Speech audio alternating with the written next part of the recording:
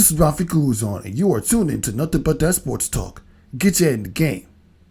2-0 Denver Nuggets in the Western Conference Finals, and 1-0 Miami over Boston. As I welcome to this episode of Nothing But That Sports Talk. I'm Rafique Louison alongside Patrick Poulard. Welcome to the show. Thank you, sir. Yeah, thanks for coming along. After connecting with you to Ryan Walker, it's only right that I get you on because when I came down to ISA last Saturday, you guys had a lot of synergy going back and forth about sports. I mean, geez. Sure. Ridiculous chemistry. So I figured why not get you on? And you have a little bit of familiarity with ISA.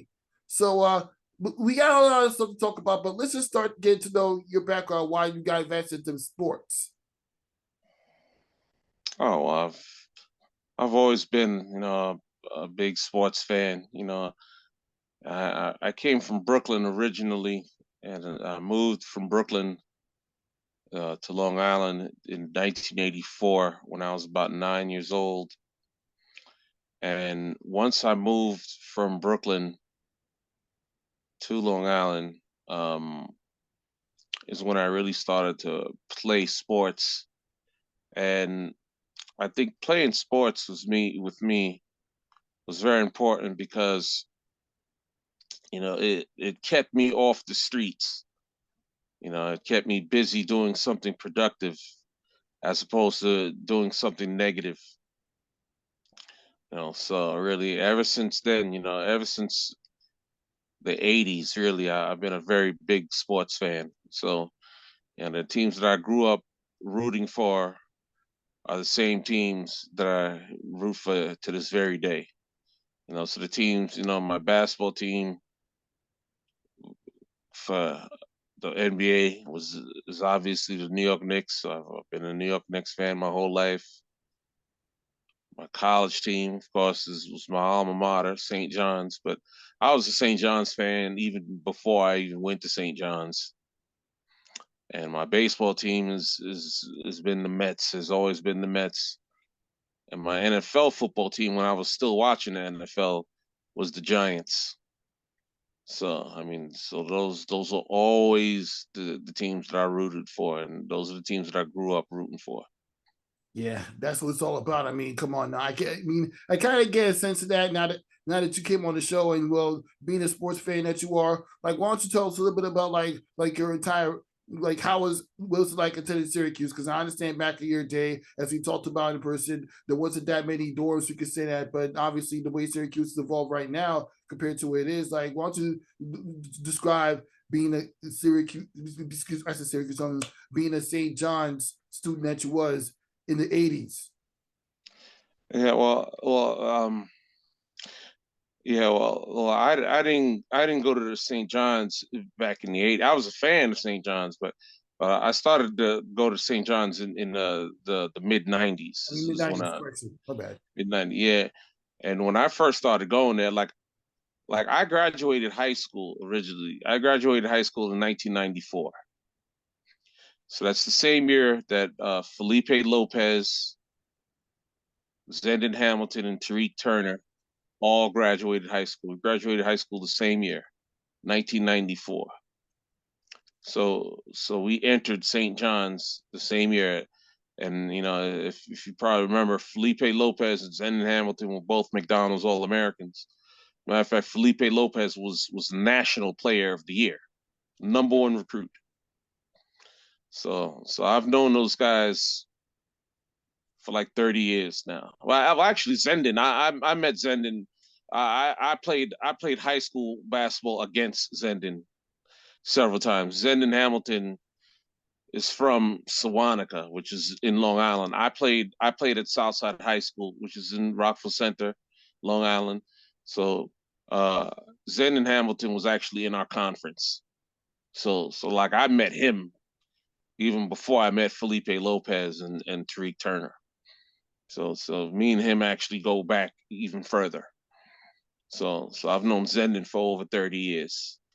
So now, it's from 1994 to now, it's going on 30 years now. It's I can't believe it's been that long since I've graduated high school. It was 1994. So next year is going to be my 30-year anniversary of graduating high school. So like I said, me and those guys go way back, and and here it is, like 30 years later, and we're still brothers, we're still close.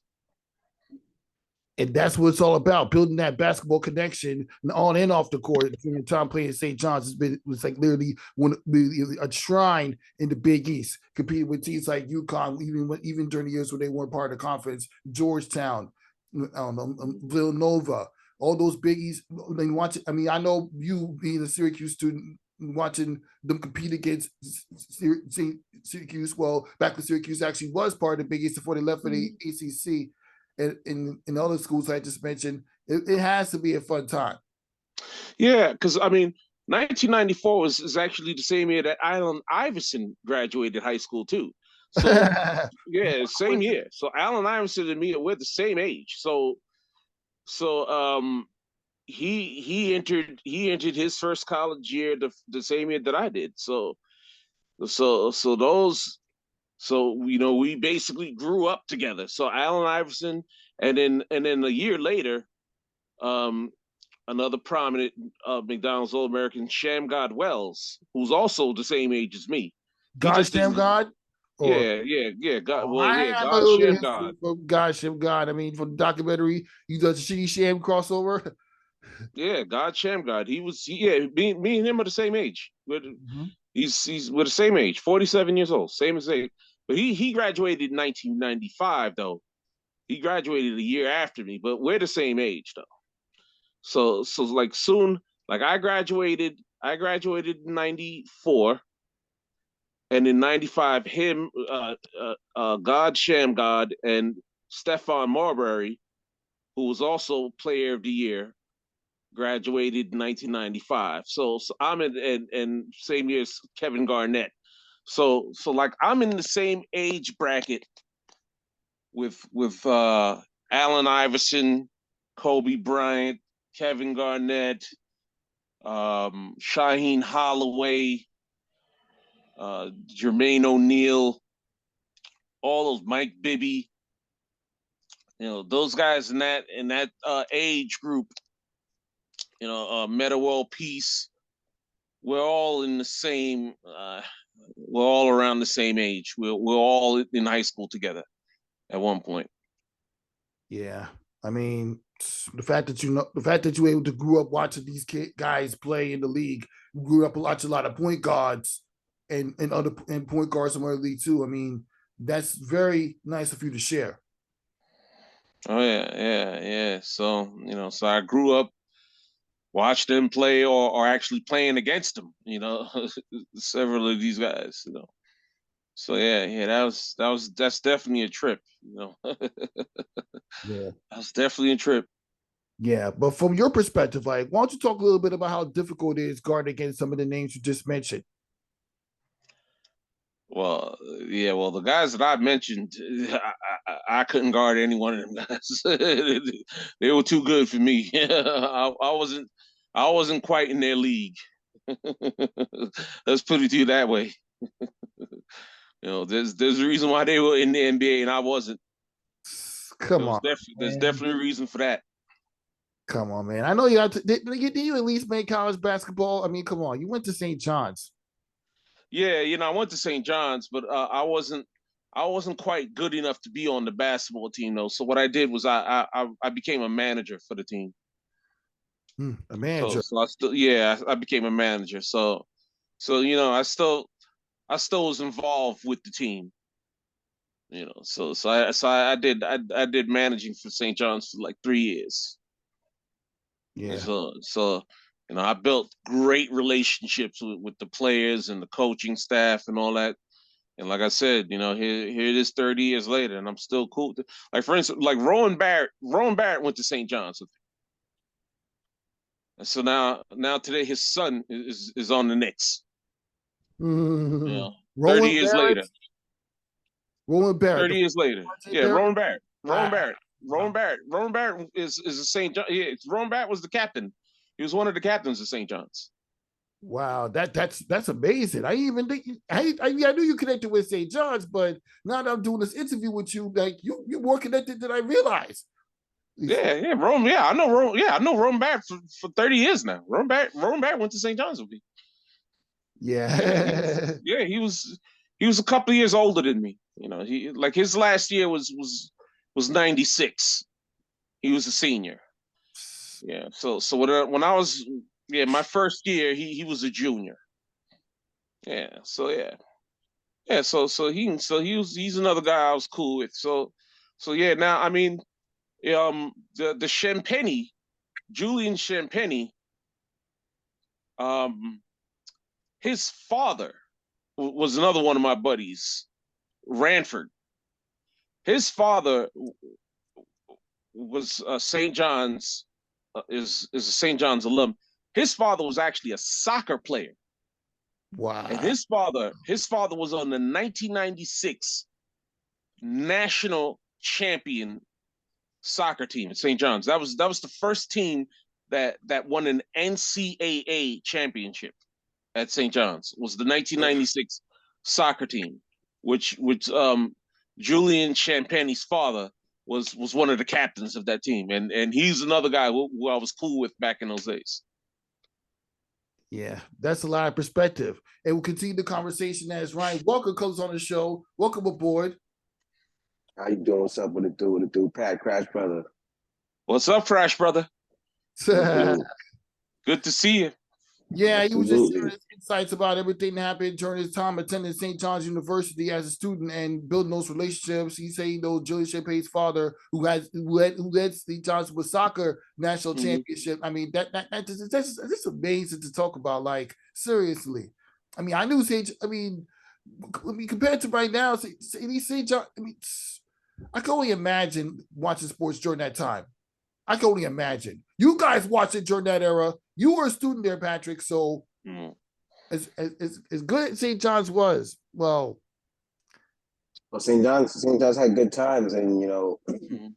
did just button in right quick. How me and actually Patrick got so tight was, of course, was through basketball, and all those Saturdays going to ISA, and he would always have his seat there and watch the game, and I would always come and stand and watch a lot of games, and after a while, I was like, I might as well just bring my own seat too.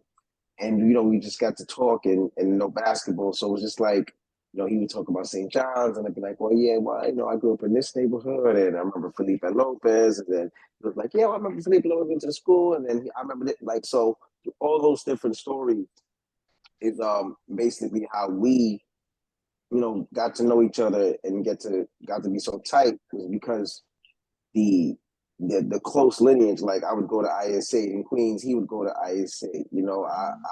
I'm not originally from Hempstead, but I live in Hempstead. He lives in Hempstead. It's like it was just a lot of scary connections.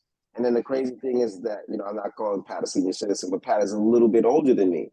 So, but even though we're from close to the same era, the fact of the matter is that we still had a lot of the same people who we knew, and sports stories and connections was very ironic. And but definitely in those days, man, and then even after, he's seen good times too. But before that, he's still seen it as well too. And the stories of the Malik Sealeys, the Chris Mullins, Bill Mhm. Wenningtons, the Mhm. 1980s and St. Mark Jackson. Mhm. Those were phenomenal college basketball years for the St. John's, for the Red Storm at that time, right? Excuse me, Red Men at Yeah, that Red time, Man. Yeah. and before the whole name change for obvious reasons and so on and so forth. But even after that, Lucy Thornton, Ron Mhm. Artest, LeVar Mhm. Postel, Mhm. Eric Barkley. I mean, Mhm. on and on and on and on and on and on. So but St. John just has to find a way to reclaim the glory days. There'll always be a historic program. Hopefully, Mr. Patino will be able to start some of that, and with the good kids that are there now. I see the Yeah, or he with a he's on guy. his way, man. That roster's stacked now, man. Yeah, they're If you pretty seen tough. those guys he's Hopefully signed these so, last because weeks, St. Charles, they always that start good. roster's stacked. They do average and only win 1 or 2 Big East tournament games at most and not make it. But yeah. Well, you see, the difference is, though, for the first time in a long time, and I mean a really long time, they actually have somebody who's at the listen. Iona has a good program, so I'm not saying this for the wrong way, but he made Iona win.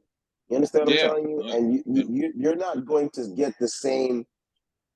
St. John's is going to get different amount of money for recruiting. You know, you got this whole new NIL deal thing going on too, which a lot of the players are looking forward to. He can draw that in, and then he's got to clean up his name per se, because coming from the situation in Louisville, he's going to want everything that's positive and winning and going his way. And so, no, that's no disrespect to Mike Anderson. I thought Mike Anderson was a pretty solid coach, but it probably was the time. Chris Mullin, we thought was going to be that person, but Chris Mullin bailed on St. John's, and that's pretty much what Chris Mullin does. But even Mike Jarvis, I can't really go back and think of the last time they had a coach of this nature that is going to, trust me, he's going to, I ain't going to say St. John's going to win the Big East this year. I ain't going to say they're going to win 25 games. I just know that their future is a lot more brighter with him there for the next 5 to 6 years compared to anybody else they've had from before. Yeah, that's just crazy. Well, transition real quick. I mean, Patrick, you've been involved with ISA for a long time, and obviously Ryan goes to ISA all the time. Like, what can you tell me about, for your perspective, of what ISA brings to the whole basketball landscape? ISA is so great. I just think about so many players that played at ISA. I've been going to ISA for university. That's crazy. ISA is right near where St. John's is. So, like, even back when I was going to St. John's, I would go to ISA games. So this is back in the '90s. So from the '90s till now, I mean, I just think about how many players that played in that ISA gym that wound up playing in the NBA. I mean, so many players that played in that league. The LeBron James played in that league. Kyrie Irving played in that league. Nas Reed played in that league. Of course, LeBron Jonathan Kuminga played in that league. I mean, so many dudes that was on that court, like a couple of years later, would be in the NBA. I mean, over the years, so many. Ben Gordon. I mean, Omar Cook, Ron Artest. Yeah, Ron Artest, Eric Barkley. I mean, the list is on and on Donovan and on Mitchell. and on and on and on, and so many people that played there, right there on this little rinky-dink court, winds up being lottery picks in the NBA, like a year later, a year or two later. I mean, it's crazy. It's crazy to me, Well, I think the thing that's so special about ISA is that it is so crazy. We could just say flat out, ISA is a tough junior high school in a very tough neighborhood of South Jamaica. Yeah, I've heard about that. Trust me, I've heard about that. I mean, even though the basketball league is all the hype, it's always everything that happens outside the court. This is what you have to worry about when you're walking around an area, especially coming from a guy coming from Brooklyn, especially coming from, well, I don't want to say where I'm from on the air, but you already get the idea. Well, the premise of that is to say that the ISA tournament is a tournament in a tough neighborhood, and it's a small little junior high school gym, bro. And they there's beautiful parquet floor on the court, you know what I mean, and everything. This is, sometimes we all complain about the environment. It's not like it's horrendous. It's a good basketball playing environment, but sometimes we'll say, oh, you should get in. It's a part of the facade, and the fact of the matter is that little gym right there in Queens has had so many, not even just pros, just so many really good D1, D2, D3 college and pro guys play right in that gym at a young age. So that's like a free NBA ticket, if you think about it. If you can come there to watch basketball, and I mean, Pat's had more time there, and I've had years of watching there. But let's just suppose you would ISA from 2015 back watching basketball to 2025. We're foreshadowing. Do you know how many pros you see in that short period of time? Yeah. In ISA? Too many pros. It's a ridiculous number, and I think that's the biggest allure. And even when they ISA, they might have down years or whatever the case may be. You just don't know that kid that you watch. Nas Reed just played the ISA a few years ago. He's a pro. You know what I mean? He's A lot of talking about Kyle Anderson. Kyle Anderson, the Champagnes. Kyle Anderson. Moses Brown. Come on now, Moses right there.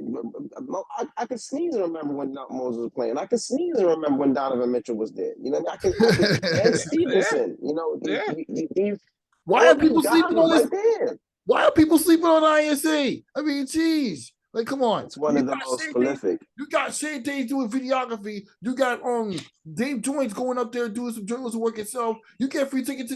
They pretty much got a free ticket to cover the NBA before the NBA career started. Right. So ISA is great, and that's where some way every Saturday and Sunday it's a little bit more hectic for us to do it now with our work schedule and everything. But when ISA is a session, we try to make sure that we spend some weekends there with the chair up and watch some quality basketball. Guys that are to Shamari Pons. I'm just thinking about so many. There's so many that's going through my head that it doesn't even make any sense. Yeah, too many. I mean, I especially after what I saw last weekend, and those are some good games. I mean, even though I only saw a few of them, but those are some good games that I watch. Trey Shep going to Fordham. A lot, and what they say, ISA for free. I got to see that kid for free, and you know what? I'm going to cover it when he comes to Fordham University, since I recently just started covering some Fordham games for this platform. So yeah, there's that. Now on to the next topic. It was announced earlier this week as well. Nike Pro City just made an announcement of where it's going to be located. And I'll give you a hint. You know the location very well. You know where I'm from. You know where I did my days in college. Thoughts? Oh, it's gonna be phenomenal. First of all, I don't know what you do. You trying to make Patrick happy? What's going on with that shirt, big guy? You all right? Let's ignore that. We'll get to that. Are you under the weather? I know we got guests on the show. We got guests. We got company. But bro, me and you behind the closed doors. We're gonna talk about that off the air. But yes, back to LIU. The Blackbirds, man. That's gonna be pretty cool, man. Pro City in the last few years was at Columbia University, Harlem, Manhattan. And I just found out on YouTube that it was at Baruch College too, and Kyrie Irving played there. Yep. Yes, sir. Yes, absolutely was. And those are good days too. People don't know about those days. We used to call it the corporate league. Those are good days too. And Hostess in the Bronx, and now they're in Brooklyn at LIU. I think that's a huge deal. I'm gonna make it my business to be down there. Pro City is another awesome caveat, because you're talking about a league, Ron Byron and those guys, and the great work they do down there. And Aaron LeBron's Journal is a good fixture down there too now with media. But you basically have a free summer tournament indoor. And I think about it, every other tournament, except for Crunch Time and Pro City, that's the only summer tournaments that I know that are indoor. Everything else is pretty much outdoor for some first, unless rain site they go to. But you're indoor free tournament, and you watching pros every day. Not necessarily NBA players, but they are NBA players there. But you're watching pros, professional scorers, professional everything at what they do. So you can't beat that right there, and that's pretty phenomenal. So I know my days And whenever I'm not at Dyckman Park or Lincoln Park catching a great high school game in the summertime, or Gersh, or wherever we make our rounds, and me and Pat, we make some rounds in the summertime too. I know I will be at Pro City pretty often in the summertime to catch that. Well, Yeah, you remember last year in that Pro City, they had one of those teams had Jalen Brunson and Right. Obi Topping and Julius Randle was on the don't same talk about team. that. That's what the Knicks got took an L at that time. Don't talk about that. I mean, I don't know how that team. Who did that team lose to? By the way, who was able to beat that team, man? With the three of them. Something. My man Jordan Washington. Shout out to Jordan Washington. Follow him on Instagram and everything. And you know Jordan Washington from Queens, went to Iona, all that. Jordan Washington and Jordan the guard, Jordan Aaron, who's been a killer at Dyckman Uptown. He's guy's a killer guard. They both went for 40 plus that night. On top of going for 40 plus, somebody else tapped in like a good 20, 30 and change with them. Now let's be fair though. I'm gonna go right with this dynamic right here. They definitely beat that team. It was Julius, Obi, and Jalen Brunson. Those are three pros. We get it. New York Knicks.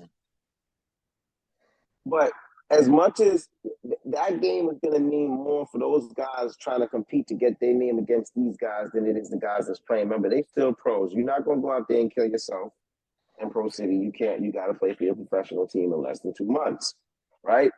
And on top of that, there's a certain level, like, there's not, the barometer to judge things like that is so crazy because we're so facetious, and we only really do that with New York teams, and we'll get into that with anything because everything's always a different microcosm for New York teams. But pros play summer basketball all the time. What's the league in California?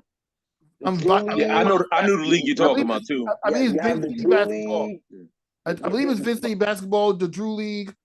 Yeah, pros been getting killed all the time. I'll go to Dyckman. I'll watch pros get killed. So it don't, like, basketball is basketball. The hoop is the same parameter. You know what I'm saying? And it's about putting the ball in the hoop. I mean, and there's also the Big Three League.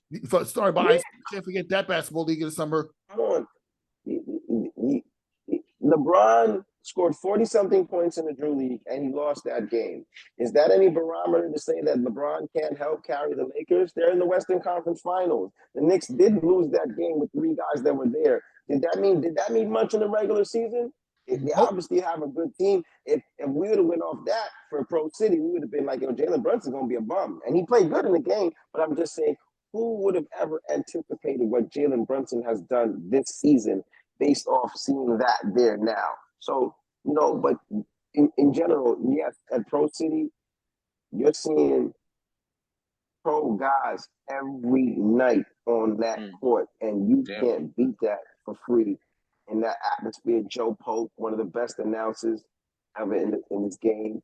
You got DJ Authorized as a DJ, great environment, good basketball, great media. And pros, man, you can't get better than that. So LIU Brooklyn, they got a dandy on their hands. And let me tell you something. As a graduate from LIU Brooklyn, somebody that covers sports there for 3 years, for 2 or 3 years, I have a little bit of history and technology when it comes to covering basketball, not just basketball, but sports in general in Stylenberg Wilderness Center.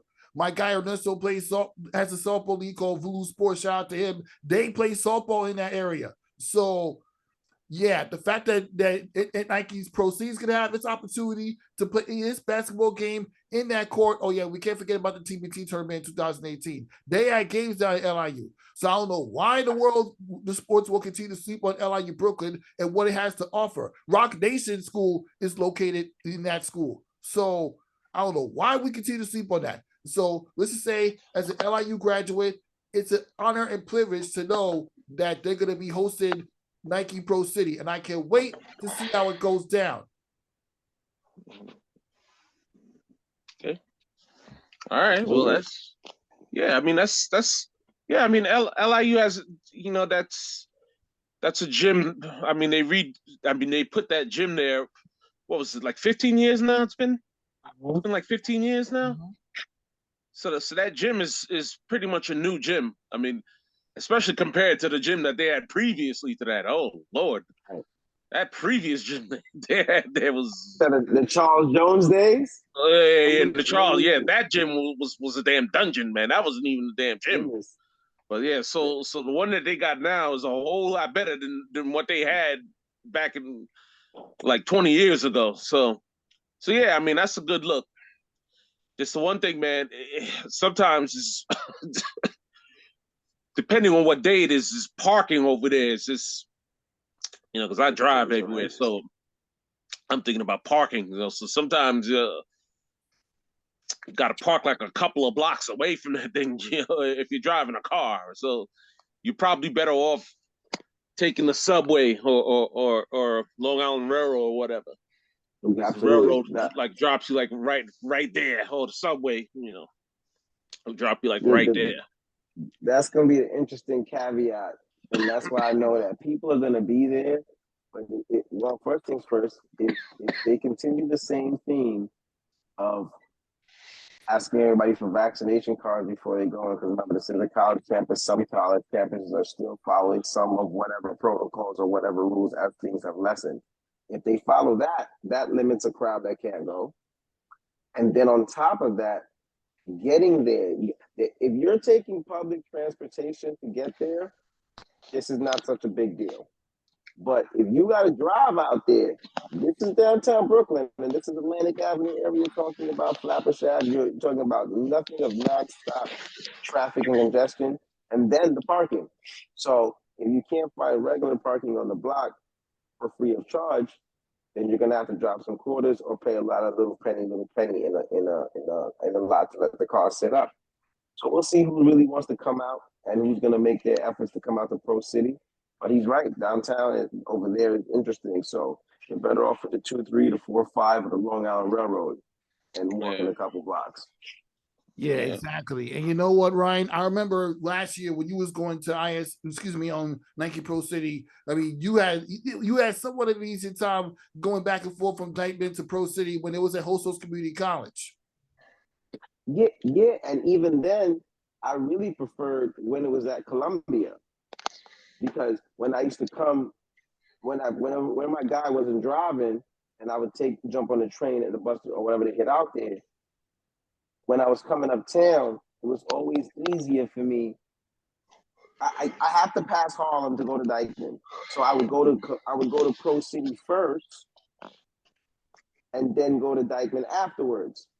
Or if it was really like that, I would go to Dykeman first and then catch Pro City on the way back. When it went to Hostess, it kind of different. It changed because I wasn't gonna go unless somebody was driving. I wasn't gonna go to Dykeman then go to Pro City. What I would do is I would go to Pro City first, depending on how big the game was, and watch the first game of Pro City, and then shoot the Dykeman after, or watch both of them at Pro City, and then just go to Dykeman and catch the nightcap, the last little end part of the last game. So, this with the Brooklyn Ascent makes it different. So now, on a day, when Pro City comes, if I go to Pro City, I'm just going to be at Pro City. I'm not going to go back uptown again. That's not going to happen. Don't do that to yourself. I might as well be at Pro City and go to Dunker's Delight or Gersh or even Zone 6 afterwards, if that was the case, because that would be more closer than, going back uptown to Dykeman. But, during those certain big games for Pro City, I'll find my way to be in the gym. Exactly, especially if you're going to see any top. You can't wait to see what top players in the NBA, or not really top players in the NBA, but NBA pros decide to ball out at Pro City. It's going to be a fun summer. Absolutely. Yeah. Now on to the very next topic. Well, you've seen it. We've been watching it. We went back and forth about this at ISA. We went back and forth. Me and Patrick just went back and forth about this before we got on the air. The Miami Heat got past the Milwaukee Bucks and the New York Knicks, and they're up 1-0 against the Boston Celtics in the 2023 Eastern Conference Finals. So, I got to ask both of you gentlemen this question. Are the 2023 Heat better than 1999 New York Knicks, at least up until the conference finals? No. But they're really good, though. No, they're the 1999 Knicks went to the finals. So that 1999 Knicks went to the finals. So this Miami Heat is not in the finals. They're not better than them. Yeah, no, they're not better than that team. You know, I'm surprised that Miami's still playing right now. You can't be surprised about I Jimmy got to be Butler. honest with you, man. You can't be surprised about Jimmy Butler I'm shocked. anymore. I'm shocked that they're still playing. I'm shocked. I did not expect them to go this far. Really, I really didn't. I didn't expect them to beat Milwaukee, even though Milwaukee was hurt. Obviously Giannis was not himself. He missed the game. Not himself for it. But I they were the 8th seed, for goodness sake. It was who would have thought? Really, really. And like Jason Tatum didn't take a shot in the fourth quarter, which is like shocking to hear. I mean, that was very shocking. So I don't expect that to happen again. I don't think they're gonna beat Boston. I expect Boston to be able to beat them. Really, I don't think they're gonna beat Boston in the series. Well, I want to catch you there. I want to catch you there with a lot of wars we do fight. We do fight wars, right? But I want to say this first. First things first. I'm not surprised at all that Miami's there, and I get it. I get with a whole lot of the premises that you're saying, but like I told you, we gotta respect and respect is due. And when we spoke earlier in the year about where we thought the Knicks would be, and like I said, I never picked them to be the 5th seed. I told you 7 through 11, and I said their maximum is a 6 seed. I think a lot of other factors helped us to get to the seed that we was, but we had a good team. We overachieved with what we did this year. If they could have had game 1 back a little bit more differently, maybe they have a different conversation with the series with the Heat, but they can't. And here goes the thing. That organization with Pat Riley, Mickey Arisen, the owner, Eric Spoelstra was one of the best, if not the best coach in the NBA. Their program, how they develop guys, their defense, their rebound, their scrappiness, their toughness, and then with a guy like Jimmy Butler, sky's the limit any year. And even though I know you say you're surprised, the Bucks, Giannis did miss 1 game, but Giannis was still there the majority of the series. Whether you heard or not, listen, it was on the court. And when you're on the court, you got to capitalize and do what you do. The Knicks had more talent than the Heat. We couldn't capitalize and we couldn't get it done. And what we're seeing is not an aberration. Remember, I want to make sure I'm getting this correct too, Rafique. The Heat lost to the Celtics last year in the Eastern Conference Final, right? That's what Jimmy Butler Game shot 7. some ridiculous shots, right? Yeah, Game 7, right? That's when he took that terrible shot. Yeah, that hit the front of the rim in Game 7. Right. Never forget. He should have just taken a 2-pointer. He didn't need a 3-pointer. He took that ridiculous 3-pointer that he didn't need to take. Now the year before that, correct me if I'm wrong, the Heat did beat the Boston Celtics, right? 2 years before, actually. 2 years before that, because between that they got swept by Milwaukee in 2021. Right, because they were decimated by injuries. They lost in the first round, but Tatum went stupid. And that's the Kevin Durant year, right? With the foot on the line and in the next round or something like that. Yeah, Giannis went crazy. Right. Okay, so bubble year, they beat the Celtics. The Miami Heat, I'm telling you, whether you want to like it or not, the Miami Heat, with how they are bred in the locker room and what they believe in and how they go about the whole year, you know what? Actually, I can't stand it. I would never tell them that, but we should actually like a team like Miami. They're not the prototypical build a superstar team that you have an issue with, a Pat, or they're not a Warriors that was drafted. They get second round guys. They get undrafted guys. They get guys that nobody wants, and they make them into basketball players. And the fact that they're competing with a lot less talent and in this situation is key. And if any team that believes that they can beat the Boston Celtics, trust me, it is the Miami Heat with Jimmy Butler. And trust me, right now, they are smelling blood. I'm not saying they're going to win game 2, but the worst thing the Celtics could have done was make Miami win the road game. Haven't you seen the theme? Excluding the playing game, the Miami Heat have won every game 1 against the teams they have beaten, correct? Mm-hmm. Yeah, but So the thing is, though, you don't expect that Jason Tatum is going to have another game where he doesn't take a shot in the fourth quarter, do you? Do you expect that to happen again? 100%. But the Exactly, Miami, because Jason Tatum in the game, look like in Game 6 against Philadelphia. Jason Tatum was pretty quiet up until he went hot in the fourth quarter. So now here goes my next thing with him too. You don't start acting like. First of all, I don't. You know me. I don't represent no teams from Boston. God bless them, great sports town. But you know how I feel about that already. But don't sit up here now, Pat, and now advocate for Boston so much because Miami kicked our ass. Excuse my French. Because you were the biggest person. You told me the Celtics went to the finals last year and it was luck. Like everything that could work good for them. Yes, absolutely. You told me they weren't a good team, which is scary. You know what I mean? So. Well, I didn't say they weren't a good team. I said that they got breaks that they didn't earn, which they did. They got breaks last year that they did not earn.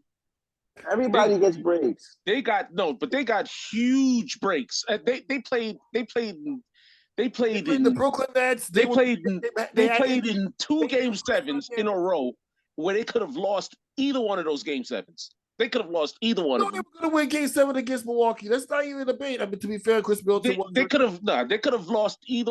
And Milwaukee, remember, Milwaukee was playing without Middleton. They was playing without, which was huge. And so, and that's Boston had nothing to do with Middleton not being there. You see that they got a break that was unearned. So last year, and that's what the Miami Heat is kind of reminding me. Miami Heat is getting breaks that they did not earn. Like they're playing teams, really, they're playing them at the right time, where teams have key injuries in key spots. Where guys really aren't themselves. So that's not. I'm not I'm not trying to really poo-poo on Miami because Miami's a scrappy team. They're a well-coached team. They're a very good organization. They've done a lot with very little. A lot of the guys, several of the guys that's playing on that team were guys that weren't even drafted. You know, so I give them credit for that. You know, their player development is really good. You know, so I do give them credit for that. But at the same time, too, they have gotten some unusual type of breaks, too. You know, so I mean, how long do you think that's going to last? Because you see what happened. What happened when Boston played a team that was relatively healthy and didn't have key injuries? What happened when they played the Warriors in the finals? The Warriors smacking them up. Stephen Curry. Warriors wound up running up on them and smacking them up and tearing them apart. Stop it. They won in 6 games. Stop it. They did not sweep them, and they did not win in 5 games. Did I just say they won in 6? They didn't sweep them. But the Warriors wound up running them out of the gym. Those last 2 games. Those last 2 games weren't even close games. The Warriors won those games for like 20, 30 points. How many games are the Warriors playing today? 0. They're not playing. They got taken up by LeBron again. Okay. So, I mean, first of all, we can go a lot of ways with the Warriors run last year and start. I'm not going to do that.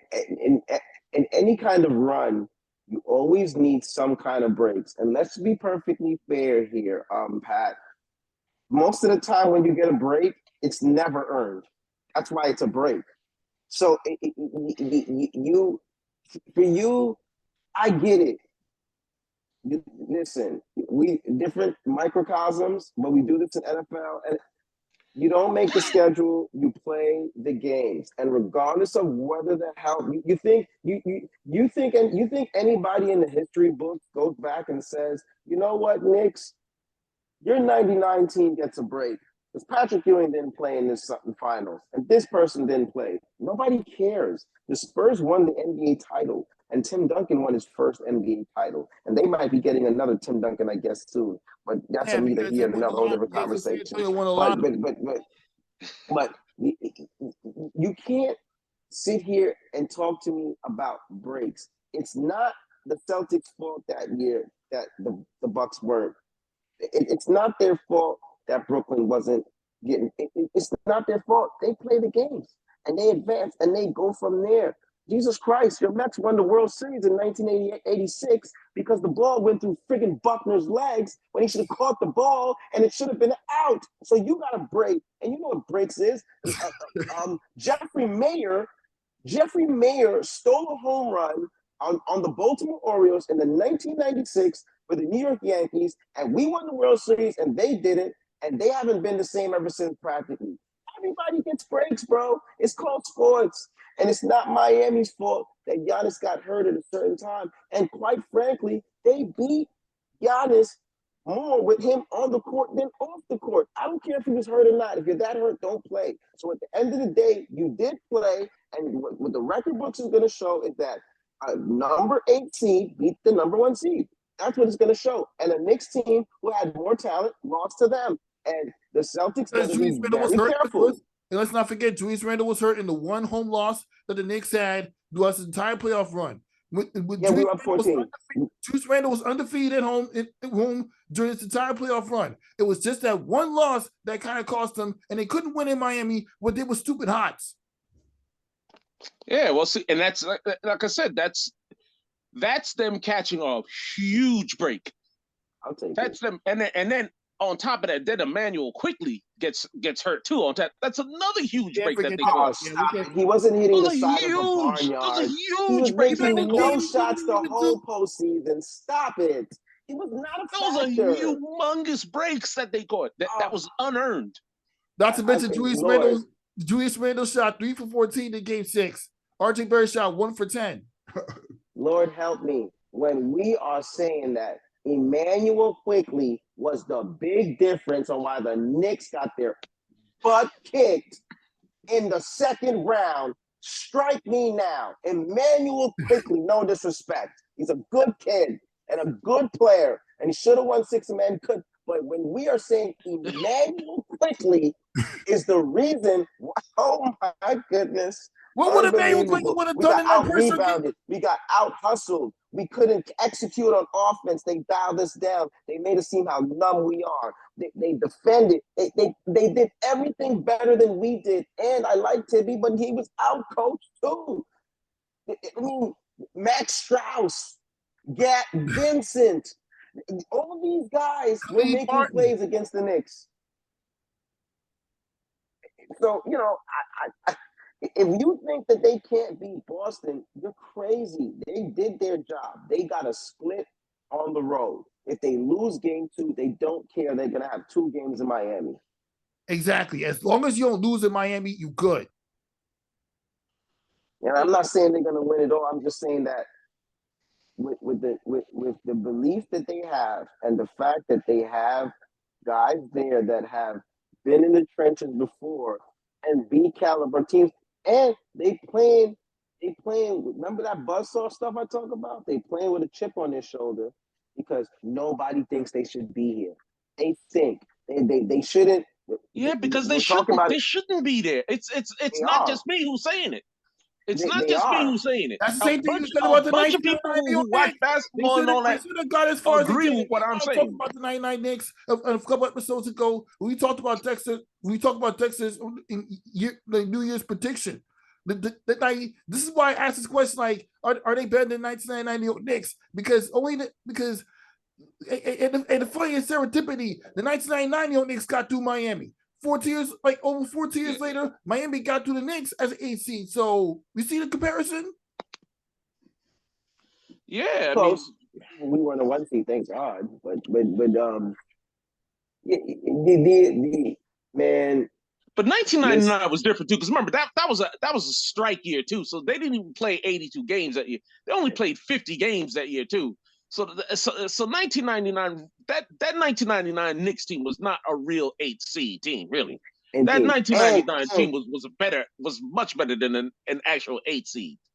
Yeah, and for what it's worth, the 1999 Knicks would have demolished this number 8 seed Heat team, and I can say that on my kids. I know that for a fact. With Patrick Ewing, Latrell Sprewell, Allen Houston, Marcus Camby.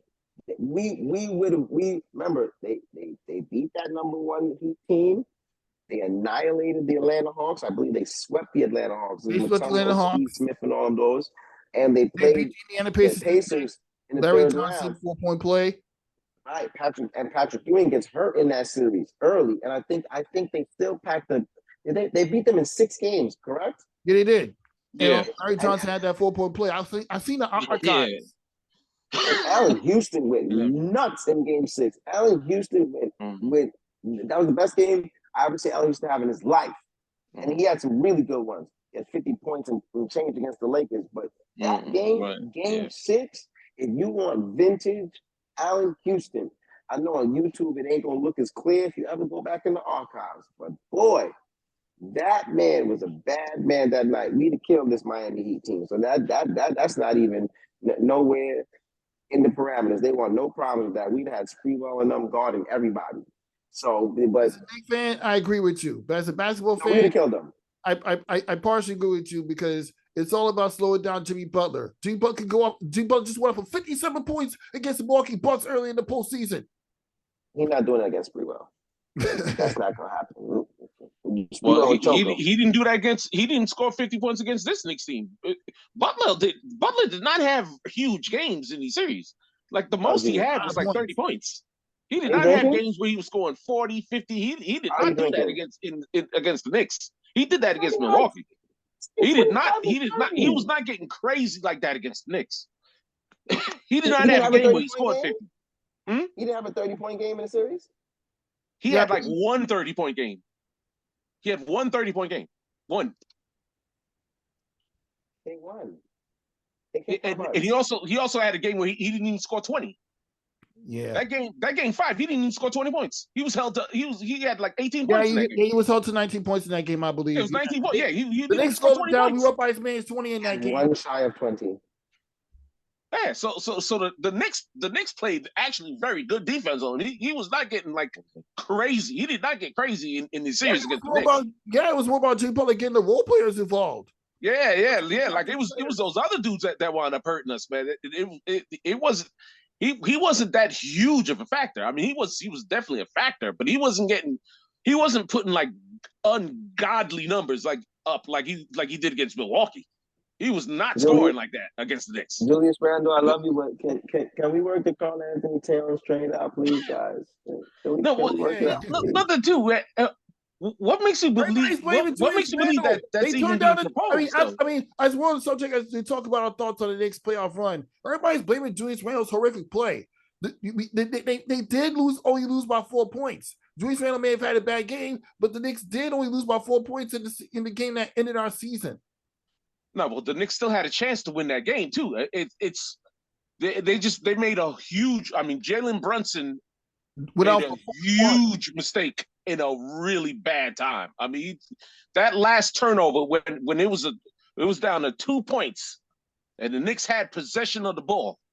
And we can't say hypothetically they beat the Cavaliers in 5. That killed it right there. That ended it right there. Didn't get a shot off. Just turned the ball over. That just killed us. That really did. That was their chance to win that game right there. Yeah, they should have passed it to Josh Hart, and we're gonna be living with that going to the off season. And I thought the Knicks had a very playoff crazy, man. That was a crazy play. Every playoff game the Knicks win is a parade that we should win down at 34th Street and at the bar. Like seriously. But to be fair though, this was the first time the Knicks got this far in 10 years. So let's just give them the respects. As Knicks fans, just give them their flowers for going as far as they did, and hopefully it sticks this time because after 2013 they never recovered. But I know they can recover from this and go further. Do you think they should get rid of Julius Randle? Because a lot of people think so. He's just getting adjusted to win. He just started to learn to win playoff series. Why do you think they should get rid of Julius Randle? Seriously, right? Yeah, because my Crash brother he wants to get rid of the dude. And listen, I love Julius Randle. You can watch the show and whatever. And listen, no, it's time for a change of scenery. I've seen enough in integral times. I know it's unfair to an extent. When a few years ago when the Knicks went to the playoffs, this young core, right? Was that Tom Thibodeau's first year? I don't know. Yeah, it was Tom Thibodeau's first year. First year, right? They went to the postseason. with a team that was just a hardworking team. I mean, they had Julius Randle's a young up talent, and they just had 11 hardworking guys. Let's just be fair, right? They weren't that greatly talented. I mean, Reggie Bullock was their starting shooting guard, for crying out loud, right? No disrespect. But he didn't play well at all in that postseason against the Atlanta Hawks. And on top of that, he's actually made many strides in his game. Julius Randle's third All-NBA this year, correct? Yes. He's an all-star, played phenomenal basketball this year. There was times and stretches during the year when he was absolutely unguardable and all that. Had the sprained ankle during the worst time because he was playing very elite basketball before the sprained ankle injury at the in the last 13 games of the season. Oh, yeah. Yeah. But my eye test doesn't feel comfortable with what I see with his approach in the playoffs. And he had 2 rounds this time around to show so. Even with coming back from injury, and I get that, we played a Cavalier team who, let's be fair since we're going to talk basketball, technically on paper, the Cavaliers have a better team. That doesn't necessarily mean they're going to win the series because clearly they didn't. I think the Knicks had enough talent, especially since their contest against them in the regular season, and the Knicks were way more physical than the Cavaliers was. Let's just be honest. The Knicks kind of bullied them around. And because the Cavs were a young team trying to figure out this postseason, remember the Cavs were in the playoffs last year, but they didn't have too much success, did they?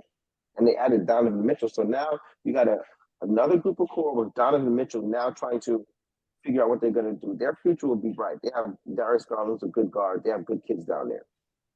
But he had enough time in both of these series to kind of show himself, and he never did. He continues to keep shooting bad, and he has times like that, certain times during the season. When it's great, it's smile, kiss your kids and your wife during the games. When it's not speak to the media. It's not performing well in postseason. It's shooting a horrific percentage. It's always something. And I'm nervous that that's going to continue to be a theme. So I think they should cut that out now and try to get something as good as they can now, because maybe they might need to change the blood. Brunson's going to be there for the next 4 or 5 years, especially with the contract he signed. His daddy a coach, and you already know how that goes already, right? You gave RJ Barrett a contract. Right? But you can trade Barrett if they really want to. Listen, if Barrett don't excel to a different level this year, I'm going to start saying it too, trade it. And usually I'm usually like, stick with the kid. No. Like, y'all guys got to understand sometimes. Sometimes you got to do drastic stuff to make strides. The Lakers were not going to go to the Western Conference Finals in February. Their management decided to blow the team up, right? Mm-hmm. They made those trades. They made the trades.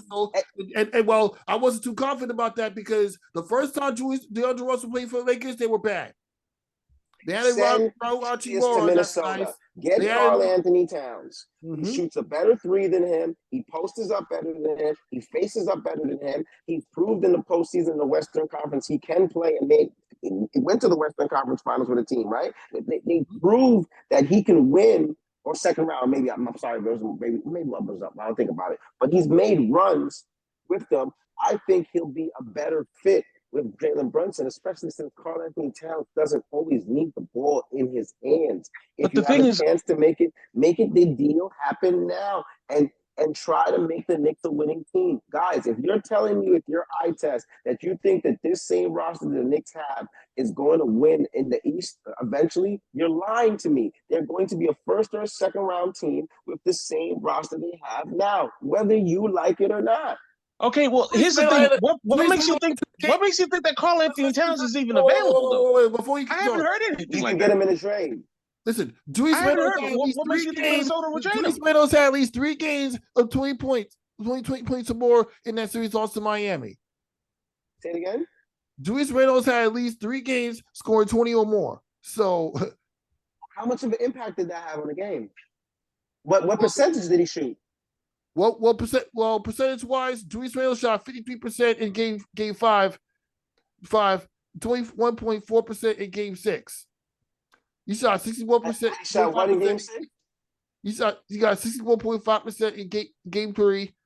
Game 2, he shot Game 4. Game 3, he shot about 26%. And then game 2, which is the one that he played, he shot 44.4%. I don't know, man. I guess y'all listen. Keep him if y'all say it. Keep it. No, but what makes you think? What makes you think Minnesota is willing to make that trade? Because Minnesota pretty much has been an abyss in general. They've had grumblings in regards to the organization, and Karl Anthony Towns is not the happiest down there no more. So you've seen in sports that the players have a lot of control of their destiny. If they don't have to do it, but if he goes in there and says, which this is conversation saying that he's unhappy and he would be willing to listen to a trade. And he's made it quietly, his little indications to say he wouldn't mind and love to go to play for New York, especially seeing now they are making strides as an organization. Karl Anthony Towns' parents is of Dominican descent. He went to school in New Jersey, bro. He's a metropolitan guy. He wants to come here. Him and Brunson, I'm telling you, man, if this ever did happen, and it takes a lot to make a trade happen, I'm telling y'all, if Karl Anthony Towns is here with Brunson, watch out. Yeah, that's gonna be ridiculous. And you know what? If the Knicks had won the draft lottery back in 2015, getting Karl Anthony Towns would have been the least of their worries. So I just don't like what I see, and hopefully I could be wrong. Hopefully, Randall next year goes crazy in postseason and goes there. But this is all I'm saying, and just be fair with me, Pat, and be fair with me too, Feek. If you guys get on me when James Harden doesn't perform in postseason, then you got to do the same parameter for Julius Randle. If you guys get on me when certain guys, you guys alienate the guys you want to alienate for not playing well. But I can say in my body of evidence, the same way we criticize James Harden, who's a superstar, Julius Randle has not performed in the playoffs as well too, with more than 15 to 20 games of evidence to show that. Whether it's injury, this, that, it's always something. He just hasn't performed well. And I watch other guys who are younger players. I'm watching Max Strus on the Miami Heat, an undrafted guy. What do you go, Central Michigan or No, went to DePaul. He went to DePaul as a Deacon. Yeah. He was a monster. Undrafted. He, with my eye test, and don't lie to me, Pat, we watch kids who watch basketball every day. He played with more confidence in the postseason than Julius Randle did. And Strus is not a scrub, but he doesn't have the talent that Julius Randle does. But he looks more comfortable offensively than Julius does. But when is Julius going to go right? Wait a minute. Oh, goodness gracious. The Knicks, the Miami Heat purposely made sure to double and triple team Julius Randle. No one was doing that with Strus. Nobody was double teaming him. He's not the focal point. He's not an all-star. He's not the guy that the Knicks was trying to stop. He's not the one they were trying to stop. The guy that was trying to stop was Butler. RJ played one bad game with the same bad game that Julius played, right? RJ scored 20 plus points way before that. The last game. The last game was his only bad game, yes. Brunson put in pain. Where was Julius's pain? The games that we won, he was prolific. The games that we game 3 and 4 on the road, we need you to show up one of these games, big guy. If you're, it's so crazy. You're not the best player on the team no more. The best player is Jalen Brunson, right? But technically, this is your team because Jalen just got here this year, right? So you're one of the focal points. You're getting paid big bucks too. We need you to show up for this road game. One of them. Please show up. But no, you know what? We should wait to all years of your contract and then say, you know what? Julius didn't show up in the postseason. You know what? You need to start putting the fire in his back. The same way he doesn't show up to the press conference when he stinks and has nothing to say is the same way we need him to perform when it's big games. And that's why we're home and the Heat are playing. Big facts. And you know what? Julius Randle had the worst shooting percentage in the first 100 shots he's taken in his postseason career. Always. One of the Always. worst. Always setting a new record for shooting bad in the last postseason in a couple of years. You know what my guy said to me, and I like Julius Randle. He said, that's why the Lakers gave him away, making me feel like a damn idiot.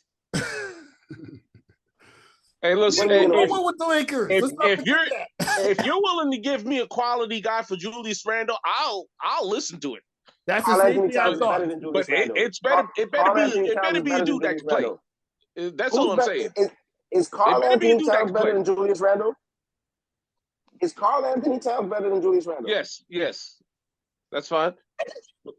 Okay, but from what I understand, Karl Anthony Towns is not even on the trading block.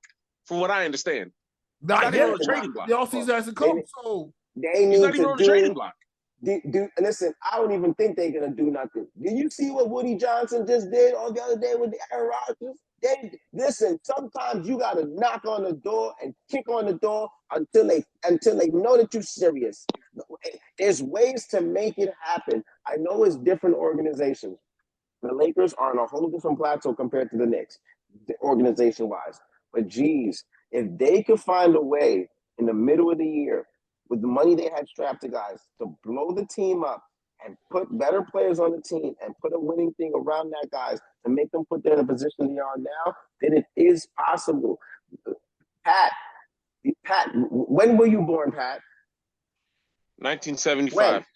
December 1975. That's 2 years after the Knicks won the championship. You were 2 years old when the Knicks won. You have No, I wasn't 2 years old. I wasn't born yet. 2 years after the Knicks won a championship. The Knicks won in 69 and 73. Yeah. When were you born, Pat? 1975. You were 1 3/4. Excuse me. You were 1 3/4 when the Knicks won the NBA championship. No, I wasn't born yet. I wasn't born yet. You wasn't born yet. That was born yet. After. You know what I said? That was 2 years after the Knicks won in 1973. Yeah, I was born in 1975. Yeah, that's what I'm saying. So you were born in 75. The Knicks won in 1973, correct? Correct.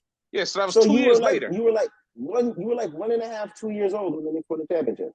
No, I wasn't born yet. You wasn't born yet. That's won in 1973.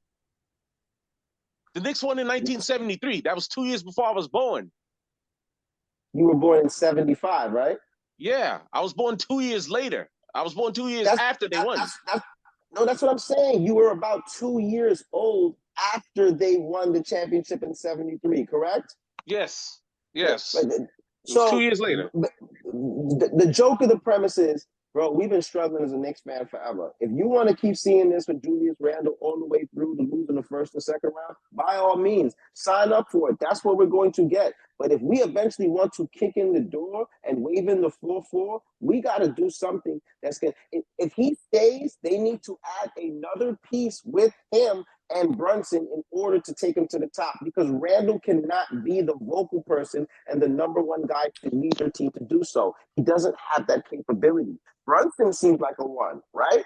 Mm-hmm. Julius is a 1A or a 2. Julius sometimes seems like a 3. Not in position-wise in regards to guys on the team that's going to get you there. You know what I'm saying? Like, he doesn't have that Jimmy Butler critique, potential. Jimmy Butler can go on a team and take less and make them go really far. Randle doesn't have that attribute. So if he doesn't, you need to, A, get somebody who's better to him with the guys you have now, because you have a young Barrett, you have a Brunson who's there under contract, you have younger kids there, so maybe you might need to make work with somebody else, or you need to add somebody with him in order to do it. Because from my eyes and from what I feel, the Knicks with this current roster will have a lot of struggles trying to get out the second round or eventually to the NBA Finals with the current roster there, unless a lot of them get really better in the offseason. RJ Barrett, 111 in the final game, unacceptable. Randle, never showing up the whole postseason except for a few games, unacceptable. That Brunson turnover you said at the end, even though he was phenomenal, right, is unacceptable. Those things got to stop, and we got to work on some other things too. Otherwise, this is what you're going to see every year. You're going to see 45 to maybe 50 wins and a first-round win or a first-round exit. And that's where it's going to go. That's a very interesting point. And you know what? Let's just transition a little bit since you mentioned the Los Angeles Lakers. The Lakers are currently down 2-0 against the Denver Nuggets. But before we get to the way things went, because, well, the Lakers had an 11-point lead, but then Jamal Murray was stupid hot in the fourth quarter, burying 4 consecutive three-pointers that put them up 2-0. I mean, the Lakers they put them up by 12 points. The Lakers did cut it to 4, cut to like as close as 2 points. Courtesy of a 3-pointer by Austin Reeves, but obviously they could not slow down Jamal Murray when it mattered the most. So, yeah, but that's pretty much the game, and that's why the Nuggets are up 2-0. But the Lakers had a hard fought effort. They just ran into a top seeded Denver Nuggets team that's literally hungry. They had that loss against them in the bubble in mind. So, overall thoughts. Yeah, well, that Denver team is a much younger team. Like overall, their legs are younger and fresher. So, yeah, the Lakers are gonna have a tough time in this series. Really, it's just youth. Really, Denver has more youth. No, you're right. The Lakers are an aging team. That depth and their youth, Denver's really hard to beat. Jokic, Gordon, Porter, Murray, Bruce Brown. They're deep. They got some guys that. Right, Green was acting like he was 20 years old. He had a coast to coast dunk. They're really deep. The dynamic of how they play around Jokic is incredible. They're well coached. I know the Lakers will play better by far at home. I wouldn't be surprised if the Lakers can tie it up 2-2 at home. You know what I'm saying? I wouldn't be surprised if Denver wins a road game neither. I'd be surprised. Well, they're going to play better at home. I don't think that Lakers team could really play with this Denver team. I don't think they can. That Denver team is. The Lakers are a good veteran team, but the Lakers are an aging team too. Their two best players are guys with a lot of mileage on them, especially LeBron. You know, the Lakers got a lot of mileage on it, but that Denver team does not have all that mileage. That Denver team. I like those young, fresh legs, man. They're gonna. You don't think they're gonna play? The Lakers are gonna play better at home. They're gonna play better at home, without a shadow of a doubt. Not last round. Denver. Who did Denver just get past? Denver past the Phoenix Suns. Phoenix Suns. And before Denver, they defeat the Minnesota Timberwolves in 5. Yes, they can. They play different on the road, but I'm just saying that if the Lakers can get Game 3, I mean, as much mileage they have, and I know Patrick not the most biggest LeBron James lover in the world, but yes, LeBron is 38 years old. So Pat, I already know. Remember, LeBron is still a top 7 player in the NBA, but the with LeBron there and AD playing the way he's playing. It's just unfair. Nobody who's going to guard Jokic? No, nobody does that. You don't guard. He's unstoppable. He had a block against Jokic at one point in the series so far. The Lakers can tie it up at home. I'm just concerned about them when they go back to Denver. But you're right. The legs are younger. The Denver is better, and they're the more deeper team. They should win this series. But yeah, I definitely think Denver has the advantage here. I do. I think they have a big advantage. I mean, I spoke to my cousin Mon. You've seen him on the show before, and he was going on a little bit talking about why LeBron has always overcome adversity and proven people wrong. He's a 38-year-old man led a 7-seed Los Angeles Lakers team to the conference finals. Unbelievable. But Pat gonna tell me that he's not one of the greatest, if not the greatest basketball player to ever play basketball. But that's a whole different story. He broke the scoring record in regular season and postseason. All right, Pat. You know what? And I don't want to transition back. And Rafique, make sure we go right back into this point right away. That's like with me. Why do you think I've told you that? And I told this guy in the back that I'm not talking baseball this year. I'm a Yankees fan. I'm tired of talking about the same thing all the time. I'm tired of talking about 90, 95, 100 wins and losing the first or second round. I don't want to talk about that no more. And because That's the standard that they set themselves as. I am not going to sit here, the same thing with the Knicks, to sit there and say, man, we've been so bad all these years. And the few years that we, like, guys, we actually have a chance to probably be something in the next few years. But if we sit around stagnant and don't make the right decisions and deals to continue to make the team better, then we are going to have a problem. It's a problem that you have more talent on the team and you lose to Miami Heat. That should be alarming to everybody. That should make everybody uncomfortable. Everybody on the Knicks right now should be working on their game. Well, I hope that they are. That's wrong. Well, you lost to a team that you're way more talented than, and you're trying to go here. You got a lot of things you need to work on. Yeah, they do. Like for instance, Barrett has to work. He has to make sure he has to work on his long range game for sure. Like he's got to stay in the gym all summer, work on that 3-pointer, make sure he gets that down. And Randall, we spoke about this the other day. Randall, he has to continue to work on his range, and he has to work on his right hand too, because he can't go to his right to save his life. He can't go to his right. Yeah, he can't go to. So he absolutely has to be committed to working on that right hand, Robinson, making that right hand better. Post-up game and a face-up game. It'd be nice to make a hook shot. It'd be nice if you probably can shoot 65% from the free throw line, so they don't have to hack and whack you for the last 3-4 minutes of the damn game. Yeah, that's There's a lot of things that everybody needs to work on, and that's my biggest thing. They need to work on things and get better in order for us to one day say, in order for us to actually celebrate from them winning the NBA Finals, not winning Game 2 of the playoffs, and everybody's celebrating on 34th Street. And Fournier can't be on the team either. He's got to go. They should have never gave him that money. He's got to be on the team. He can't be on the team. You got to get rid of him. Send him for croissants. Sell him right now. Whoever wants him for free, take him. Yeah, he can't be on the team. They got to get. He got to be out of there. So I mean, well, brought the subject back to the Lakers. Well, the Lakers. Yeah, I know we kind of went on topic. We just finished talking about the Knicks, but I don't want to talk about them. That made me sick. Yeah, well, we're talking about the Lakers.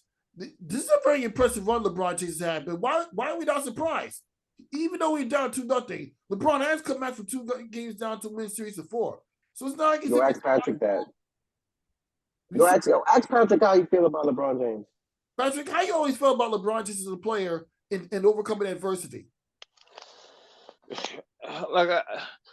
When LeBron first came in the league, I liked LeBron, and I had nothing but respect for him, at first.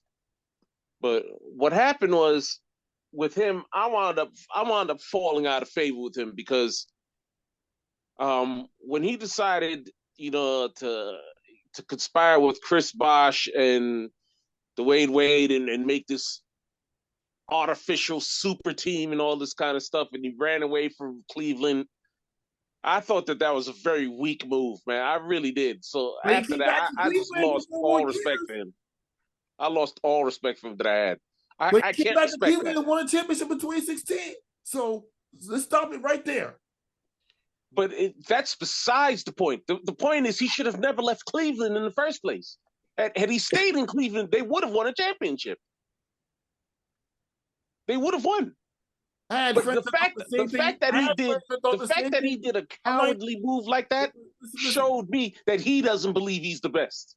Listen. He wanted to win a championship in Miami. That's his business. I like the super team they created with LeBron, Great Way, Chris Bosh, outside of all the criticism we get for I'm still talking about the referees are the reason LeBron was winning all the time. The referees are the reason LeBron got to the finals. Unbelievable. Like, seriously. We got to stop that narrative. LeBron has made 10 NBA finals in his NBA career. He's really knocking on the door. Need 4 wins to get to his 11th. I cannot. And he still has a losing record in the finals. He has a losing record. Doesn't have a winning record. He has a losing record. But it's not just that, right? Record. Are you aware of that? 4 titles. It's 4 titles. This man has a losing record. He doesn't have a winning record. He has a losing record in the finals. The Golden State and San Antonio, the majority of the time. Okay, but it doesn't matter. The fact of the matter is he has a losing record.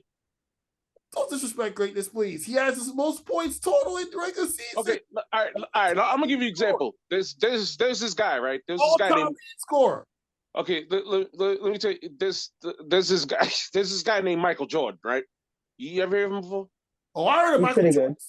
This guy named Michael Jordan. Okay, Michael Jordan went to the finals 6 times. Okay, he went to the finals 6 times. Look what Ryan showed you. 38,000. 38,000. Hold on now. For that? Listen, hold on. Michael Jordan went to the finals 6 times. Okay. Never lost. I get it. You know how many titles he? You know how many titles he won? 6 titles. Yeah, 6 titles. Yeah, it was 6 titles. I know Michael Jordan. I trust me. I've done a lot of research on Michael Jordan. Now he's be educated on that. But let's not forget LeBron James. Who the heck do you think is the better one between those two? Who do you think is better? LeBron James. You can say that all you want. Out of your damn mind. Oh man. Stop it. Stop. Ryan, you got that's insanity. That's insanity talking. Hold on. That's insanity. That's insanity talking. That's insane. I've ever watched in the last 5 minutes. I am so entertained. Stop it, man. I need to say anything. This is absolutely blasphemous. Absolutely asinine, egregious, scurrilous. This is violent conversation talk.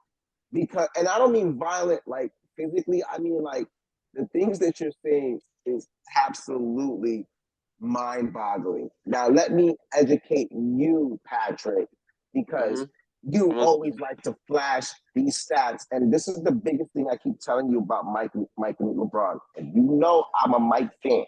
You know, but I'm not gonna let guys from my generation or beyond, or I'm not gonna let you guys that are so Jordan warped just make it seem like they're not sitting at the same table closely at all, where he's so much better than this guy and he's not, because he's not.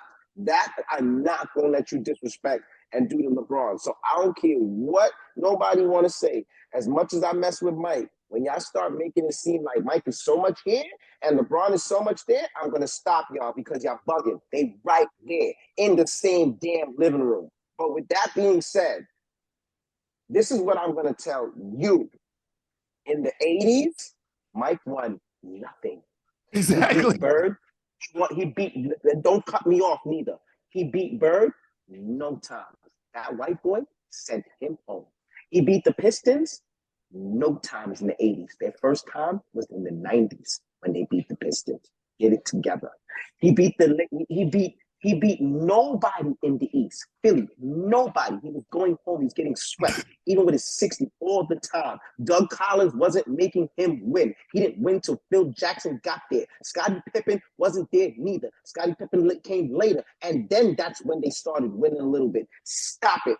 He didn't win his whole life neither. So we're not going to do that. And Michael Jordan got cut in high school on his team. LeBron never got cut in his life. Now, with that, 38 and still a starter. Now, with that being said, I'm going to give you a big history lesson since you need to know. The Cleveland Browns haven't won since Jim Brown. Still to this day. The Cleveland Indians haven't won in 60 plus years almost. Still to this day. And just in case you didn't know, in the years with the Cleveland Cavaliers, because don't think because I'm not as old as you, Pat, that I don't know. Mark Price, Craig Elo, Brad Daugherty, Larry Nance, all them guys on Cleveland, they didn't win nothing. Mike sent that home and disrupted their whole life. And they've been stinky ever since. They had the whole 2003 year where they lost every game quickly.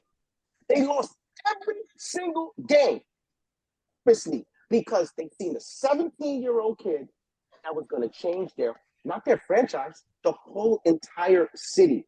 He owes them nothing. They drafted him there, and he made them the most relevant, important thing in professional basketball in his years there. Correct?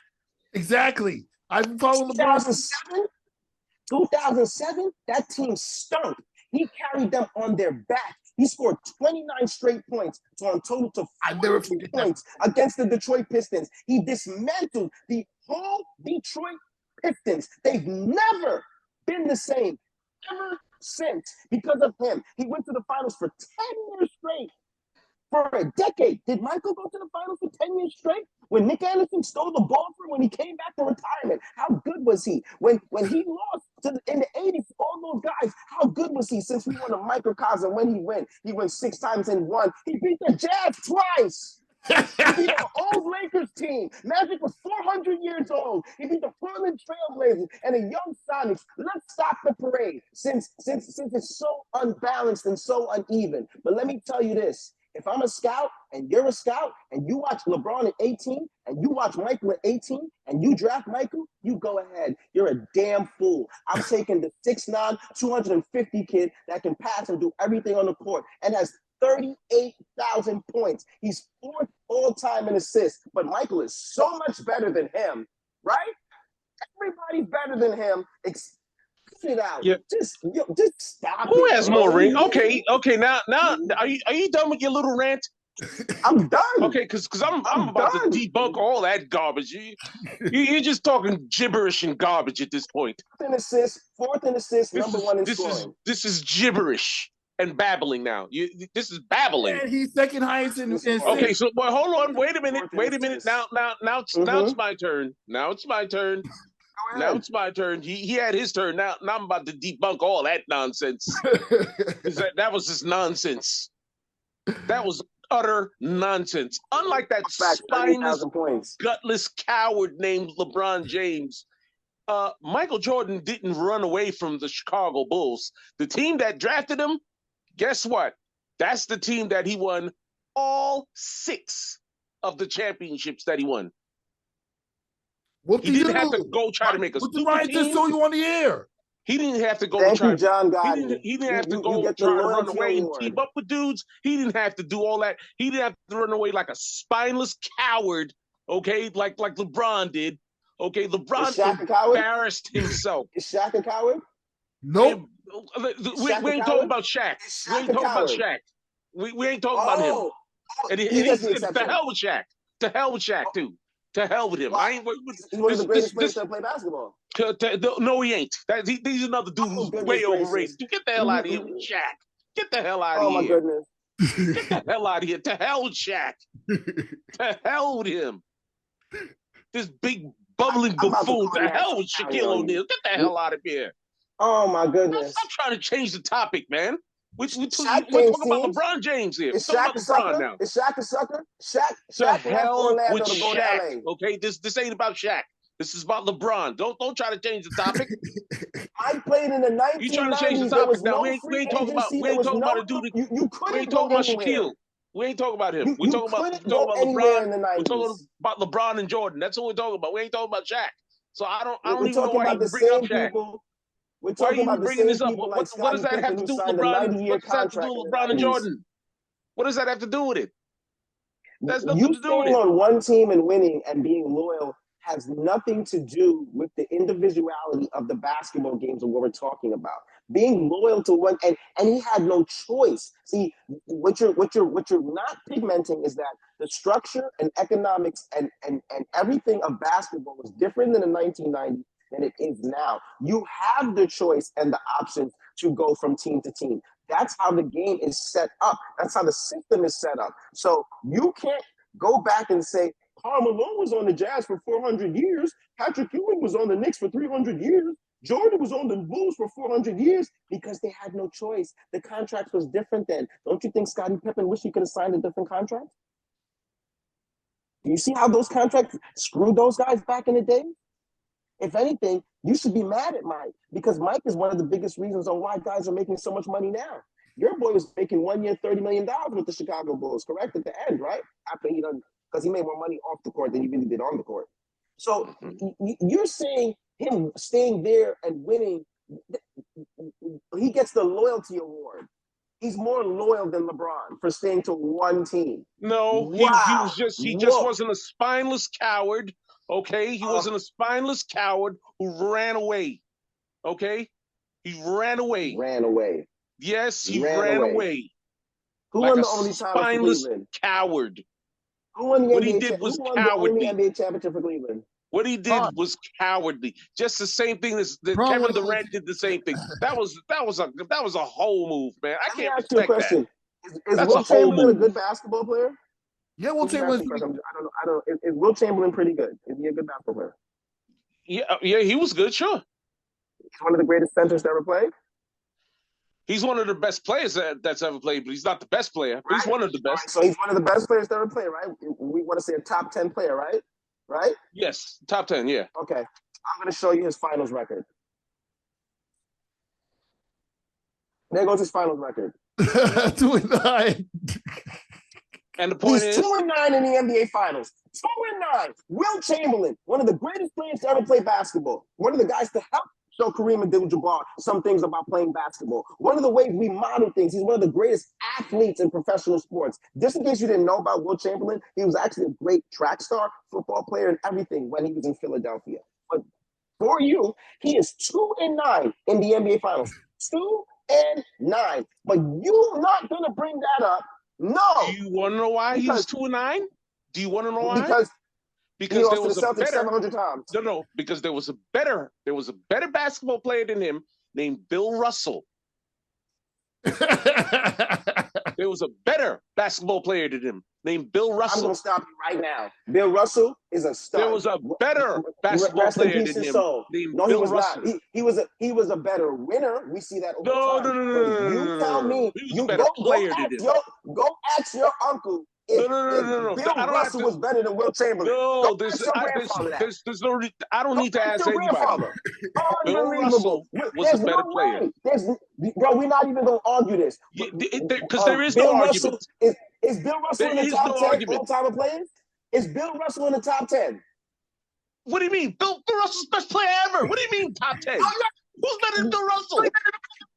Who's better than him? Who's better than him? Yeah, he's better than him. Of course is Bill Russell the greatest player in NBA history? Yes. No, he's not. Yes. I'm done with the next topic. Bill Russell the greatest player ever, y'all. Yes. Bill Russell the greatest player ever. Yes. There was that many teams during Bill Russell. I said it with my chest. Yes, Bill Russell is the best player ever. There wasn't that many teams during Bill Russell's teams. Bill Russell is the best player ever. You leave it early Saturday, right? I'm coming late. No, don't sit next to me. Don't sit next to me. Bill Russell's the best player ever. Bill Russell is the greatest NBA player. That man has a ring for every finger and a toe. He better than Mike? No. Better than anybody. He better than LeBron? He's the real GOAT. That's the actual GOAT. Is him. I wasn't thought of that's the actual GOAT. Debate on that. That's the actual GOAT. It's him. Pat, he's the GOAT. I like you. Who's he not better than? Pat, you're somebody, you're my friend. I like you, Pat. You are, your loyalty, man. You are so knee deep, and that's what I respect about you so much. Because boy, you fight for the right to party. Pat, Bill Russell is the greatest winner in NBA history. He's the greatest. You hear what I just said, guys? I'm not saying that Bill Russell's a bum. I know he's one of the greatest ever, but he's not the greatest player. He's the greatest winner in NBA history because he won 11 rings as a player and a player coach. The last was a player coach. We give him that consummate, and rest in peace his soul. This is why he's the one that gives out the NBA championship, right? Before he passed away, correct? Yes. It was Bill Russell. He's the greatest winner in NBA history. He is not the greatest player. Pat, stop that. Don't the do greatest that. It's not. He's not even one of the greatest talented player. Centers. No. He is a great player. He's not better than Mike. He's not better than LeBron. He's not better than Wilt. He's not better than Shaq. He's not better than Tim Duncan. He's not better than Hakeem. He's not. I mean, I could go down the list of guys that he's not better than. Nonsense. Utter nonsense. 38,000 points. Fourth in utter assists. Nonsense.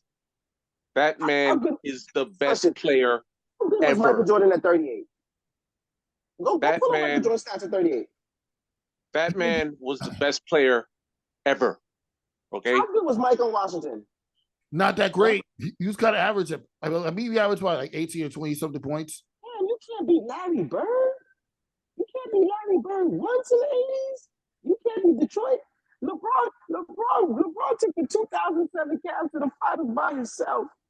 Yeah, LeBron to the 2018 and finals by himself. LeBron, yeah. Why does LeBron explain to me why LeBron has a losing record in the finals? Explain that. Why does he have a losing record? Even with him and his super team, he still has a losing record in the finals. Why is that? 2007, they lost to the Spurs. The Spurs are better, right? Yeah. What he went 2011? Was that the next time he went? Yeah, 2011. He lost to the Dallas Mavericks, who the Miami Heat were the better team on paper talent. But how many times do I keep telling you that? Necessarily because you have the better team talent doesn't mean that you necessarily win. The Mavericks played better in that series, correct, guys? Yeah. So we're going to give credit to the Mavericks. We're not going to shit on the Mavericks. The Miami Heat had a lead. The Miami Heat had a lead in that series, and they still spit the bit. They lost, and they had a lead in that series. A 2 games to 1. Game to 1 wow. lead.